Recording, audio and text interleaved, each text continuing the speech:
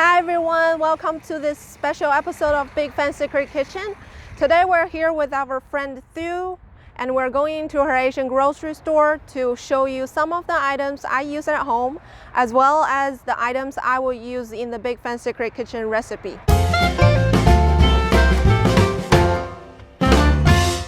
So welcome to the show, Thu. Tell us a little bit about your store and what we can expect to see.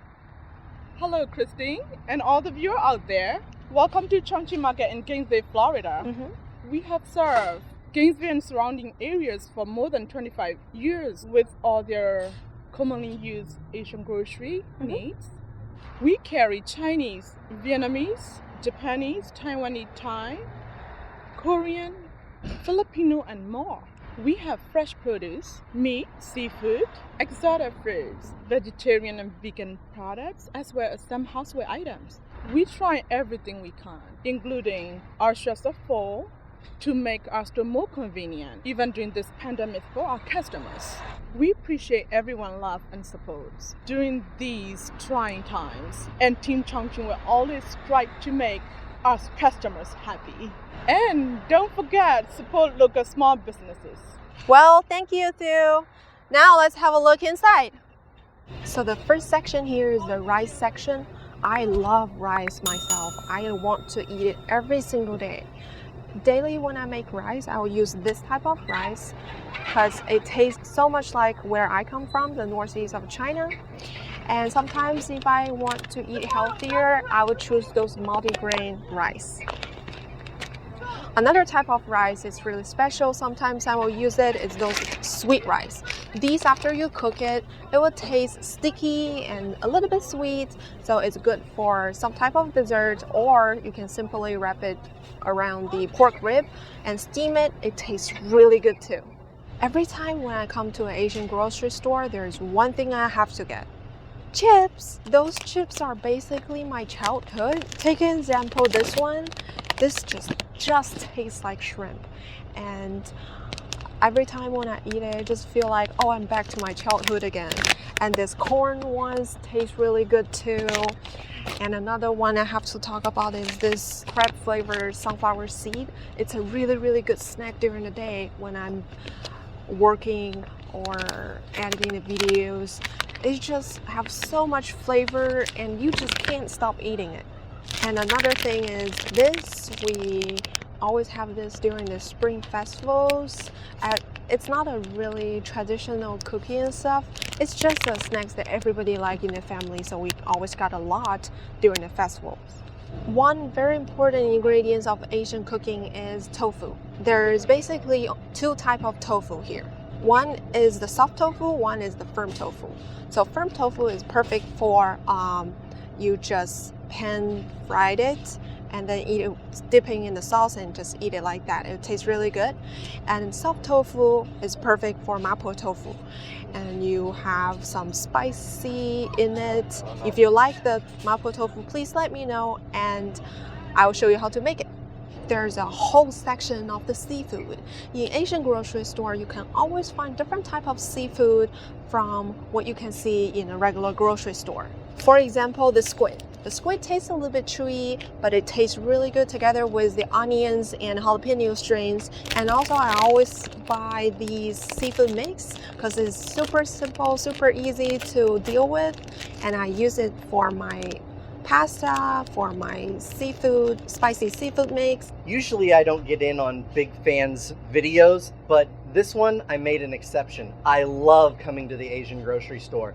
One of my biggest faves of this store is the dumpling section. In an Asian grocery store, you're gonna find tons of different brands and different flavors. At a traditional grocery store, you actually might still find these, but they'll usually have one or two brands. Let's take a look at some of our favorites. So we have the Chinese spinach pork shrimp dumplings. One of our favorites is the pork shrimp sweet pea and sprout dumplings. We always pick up a package of the pork scallop shrimp dumplings. And then they also have the pork dumplings with shrimp flavor. Now, don't get too caught up on the brand. If you are looking for a higher end, you can definitely tell it in the price. But just look for flavors that you really like. Try those first, and try different brands of the same flavors and see which ones you like. And also there are different ways to cooking the dumplings. Most common ones here will be the pot stickers. But in China, the traditional way to make a dumpling is to water boil it. It will taste different, but I promise you it tastes also fantastic. And they have a big section of the Korean food. You can find kimchi here. It looks like this. So I always bought this for my Korean barbecue. It's a really, really good side dish. And another thing is they have the Korean style cold noodles. It's the package ready to eat, so all you need to do is just put it in the bowl. It tastes really good. It's a cold dish. It's super for the summer. You should try it. And another thing I really want to recommend is these rice vermicelli. These are super, super light and it doesn't have much calorie. It's good for your health. It will absorb whatever flavor you have in your dish. It will taste really good. The most common ingredients I use in Big Fan Secret Kitchen recipe for Chinese food, you can find it here. For example, the Chinese style soy sauce. This is the vinegars I use in most of my dishes because I like vinegar. Another thing I use kind of often is this oyster sauce.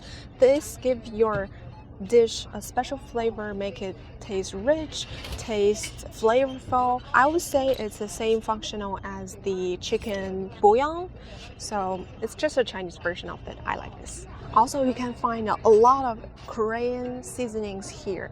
One of our favorite here is this Korean barbecue bulgogi seasoning. So when we find out that going out to have Korean barbecue, sometimes it gets kind of pricey. So we figure out a way to make it at home just simply by season the meat with this. Stay overnight and the next day your Korean barbecue dinner is ready. So you gotta have a try. Another one is the Korean style spicy paste. This one, those are perfect for the Korean bibimbap mixed with rice, a little bit of vegetables with the egg on top of it. Oh my god, it tastes really good. And also, if you don't have a rice cooker or you're not so good at making rice, they also have this instant rice. All you need to do is put it in the microwave for a couple minutes and then you will have a fresh cooked rice ready. There are one seasoning I really like for the Chinese food is this soybean paste. This one is just so flavorful. You can just dip the cucumber in it and eat it like that. It tastes already fantastic. And also you can use to make the jjiajiangmian, or you can use this to mix with tofu. It all tastes really good. Another one, this is the one I use for the mapo tofu. This is a spicy bean paste with chili oil. All you need to do is to cook this with the tofu and you have a delicious spicy mapo tofu ready. Hey guys, me again. So I wanted to make sure that I got this next item in here because this is something we use every time we have dumplings, and that is the spicy dumpling sauce. All right. We buy 2 or 3 bottles of this every time we come to the grocery store. We use almost a whole bottle every time we eat dumplings. So yeah, we really love this stuff. You can actually dip it in the sauce just like this, or you can add some of the different vinegars that Big Fan has talked about in this video. You can add those to it to kind of dull down the spicy a little bit, or they do have a version of this that is not spicy and you could just use it as well. And then don't you have some curry that you use? Yes, there is one thing that I find it really tasty is this curry block. So this curry block is super easy to cook with.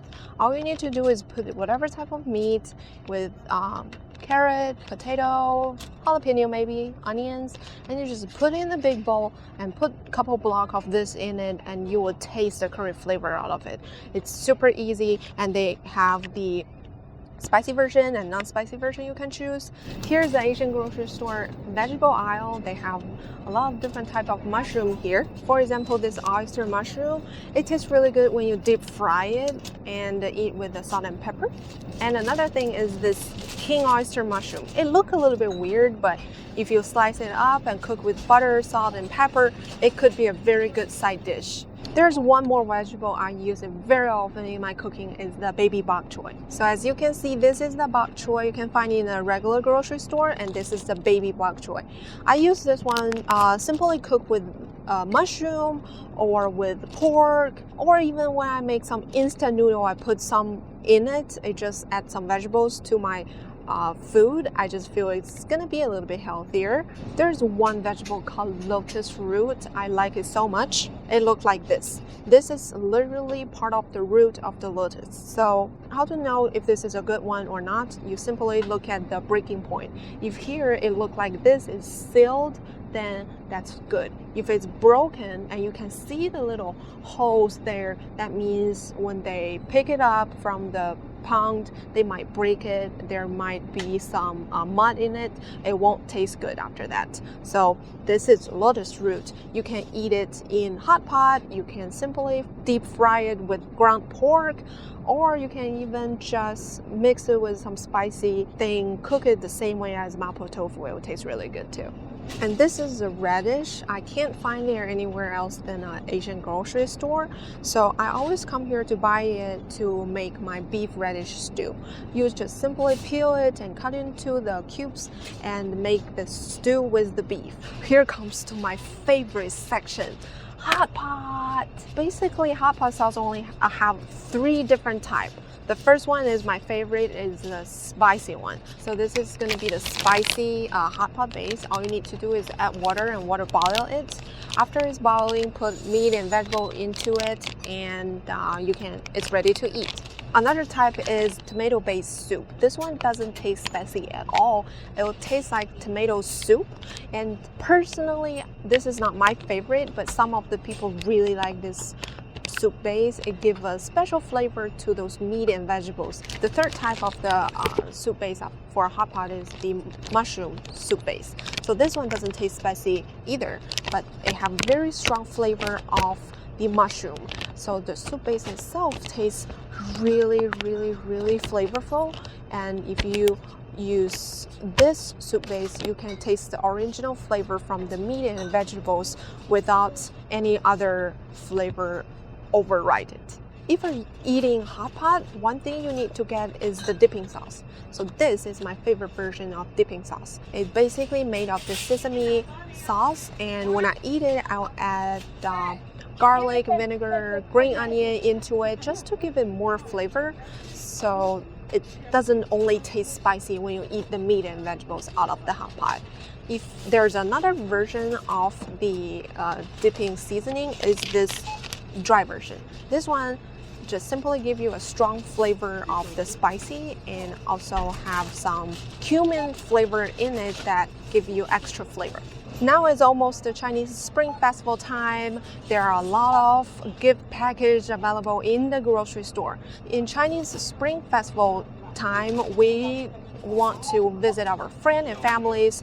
When we go there, we always bring some gift with us, such as these packages, some of the drinks, and maybe some fruits, just to show our kindness and try to spend a good time with them. What's in those gift packages are basically Chinese candy, Chinese cookie, or Chinese style pastries. If you're into Chinese Spring Festival, just leave a comment below. I will walk you through all the traditions and most importantly, traditional food for Chinese Spring Festival. So one of the things I really like in my hot pot is the fish balls. You can find this in the frozen aisle, and you can find it in different flavors. Some of them are lobster, some of them are fish, scallop, shrimp. You can find all kind of stuff. So to eat this, you simply boil it in your hot pot, or sometimes when I eat my instant noodle, I'll put it into my noodles too, or you can cook it with your vegetables. This is the instant noodle aisle. You can see all of these are different type of instant noodles from different countries. So I'm just gonna quickly introduce some of my favorite. This one is recently become my favorite because they're so flavorful. And let's say this one is the spicy chicken noodle. It really tastes like chicken in it without chicken in it. So this is recently my favorite. And this one is really good too because this one doesn't have soup in it. This is a dry mixed noodle. And this is a little tiny package. It doesn't make you too full for the afternoon work or something. But this one is really good. It cooks super fast compared to all the other ones, but it's also very flavorful. And they have spicy ones and not spicy ones, you can choose. This is recently become really famous online because this is the Korean's most spicy noodle. And this one, actually a lot of people doing the challenge online, and this has become my favorite when I really want some spicy food. This is the Asian dry seasoning aisle. What I got from here the most are these dried chili pepper, and you can see I'm using a lot of this type of pepper in my recipe because it doesn't give you a very strong spicy flavor, but it will give you a little tiny kick in there. And another thing I use a lot when I cook a lot of meat stew or the meat dish, I will use this anise. So this one can help you balance the flavor of the meat and give it richer flavor. And there's another thing you can find in this dry aisle is this, I call it clear noodle. So this one is dry too. All you need to do is boil the water and put it in it and cook it until it's soft. Take it out, soak into the cold water, and then you can use this to make a really good cold dish. I like to use it with cucumbers and a little bit fungus, and use the sesame sauce with vinegars and soybean paste and just mix it up. Add a little bit pepper in it. It tastes really good as an appetizer. So the sequence when I eat hot pot is meat, fish ball, vegetables, and noodles. So meat comes the first. In Asian grocery store, you can always find the thin sliced meat, especially for hot pot. It will come in a box and you can see it's really thin sliced and ready to make. And you can find not only beef, but lamb, pork, some place even have the beef tongue, but I personally don't like it. You can try it. So I always bought a couple boxes every time when I come here, just put in the freezer. So I know there are always some meat ready when I suddenly want to have hot pot. I just want to throw out a small disclaimer out there that there are a few Asian grocery stores out there. When you walk inside, you're going to have a heavy smell of fish. Please don't let that deter you. A lot of them have the big fish aquariums that you can go in and you can pick a live fish or lobster or whatever out of the tank, and sometimes that smell kind of wafts through the store. Please don't let that turn you off. Now, this particular store, you don't have that because they don't have the big tanks, but they do have a nice big frozen section here of the fresh seafood, the fresh meats. They have the chicken feet, which is a Chinese delicacy. I actually had the opportunity to go to China, and this was one of the things I got to try for the first time. It was absolutely fantastic. So again, please, don't let the small things deter you from going in and experiencing something new at one of these Asian grocery stores. So we have a look at all those Chinese food, Korean food, Japanese food. Now let's have a look at one food from Burma. So this is the fish sauce from Burma. All you need to do is to mix it with hot water, and then you can dip the vegetables, little peppers into it, and then make a really good appetizer. Thank you for watching this special episode of Big Fan Secret Kitchen. I hope we answered some of your questions. If you have something you really like from an Asian grocery store, please share with us. Don't forget to like and subscribe our channel, and we'll see you next time. Bye! Bye.